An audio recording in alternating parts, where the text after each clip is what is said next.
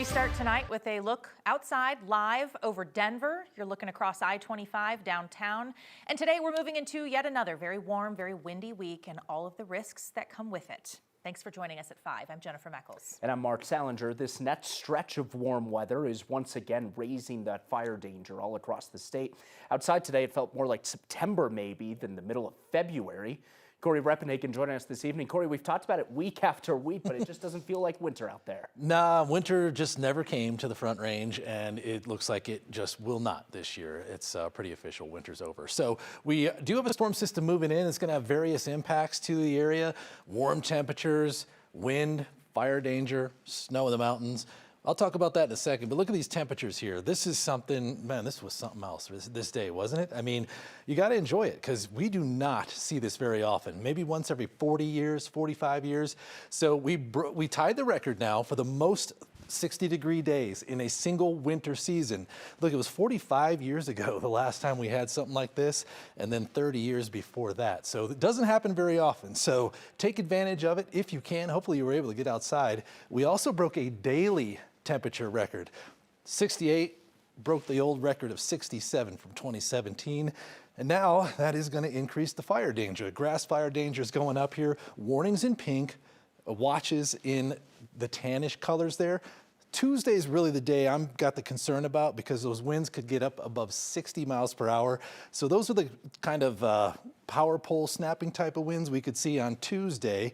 And then we'll also have some fire danger on Wednesday as a storm system comes in that means big snow for the mountains. So I'll explain all those impacts coming up in the full forecast. All right, Corey, thank you. Talking about fire danger, even still, Xcel and Core Electric Cooperatives say they are not planning on power shutoffs this time around. They are, however, activating Enhanced Powerline Safety Settings. So what does that mean? When these are activated, power lines are more sensitive and will immediately stop the flow of energy if an issue is detected. Things like a tree branch or another object flying across those lines and potentially starting a fire.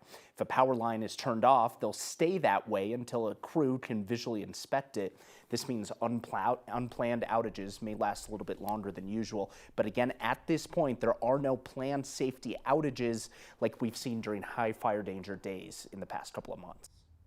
You may have seen this fire today from I-70 near Silver Plume. Clear Creek County Sheriff's Office says this is a house fire, started just before 3 o'clock. They do not think anybody got hurt, but that home was totally engulfed. At the last update around 4 o'clock, crews were still working on the house fire as well as a small brush fire from that house.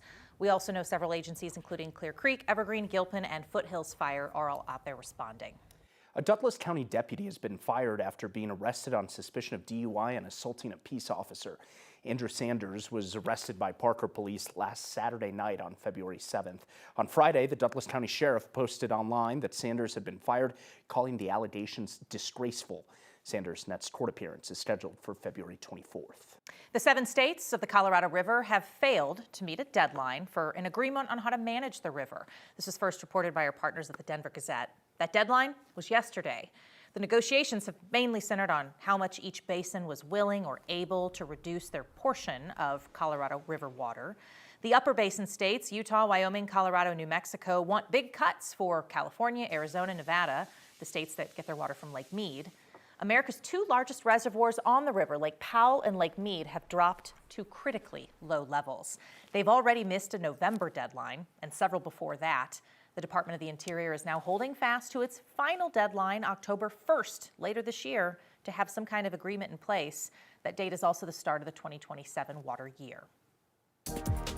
Colorado is one of the leaders for RSV vaccinations, just 3 years after a new vaccine against that virus was unveiled. Expecting mothers can now have the option to get the vaccine just before they're due, or their children can get it in the first week or so after birth. 9 News reporter Janelle Finch shares why families are choosing to get that vaccine. Hey, Janelle. Doctors classify respiratory season as November through February. They say mothers due in this time frame should consider getting the RSV vaccine to protect their babies from the virus. One new mom told me she got the shot for more reasons than one. In a perfect world, babies would only visit hospitals for checkups. But the world isn't perfect.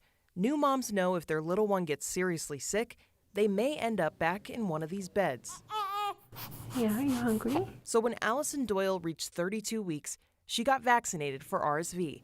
She took the poke of a needle This is my little guy Ezekiel. to save Ezekiel from one. Yeah. She didn't just get the shot for her baby boy. Doyle got it for her baby brother, too.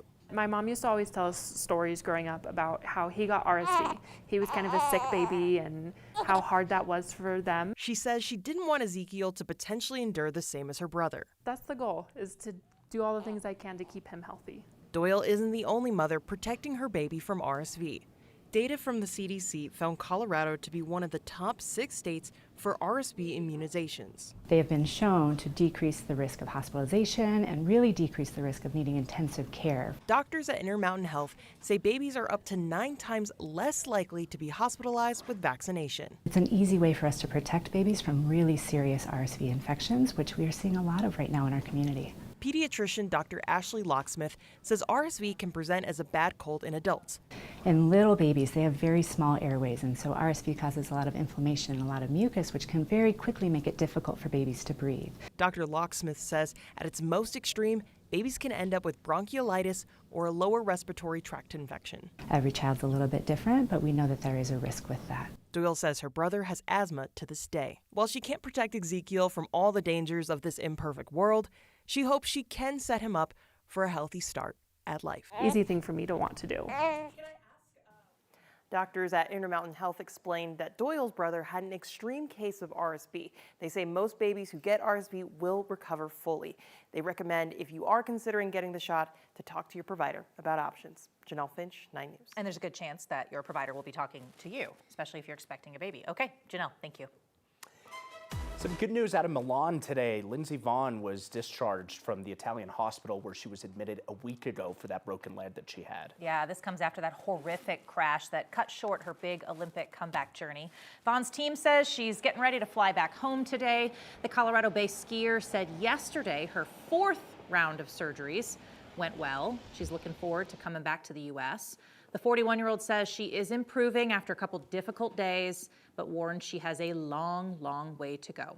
She has another surgery scheduled when she gets back to the States. And this injury, she suffered what's called a complex tibia fracture after she crashed just a few seconds into her race.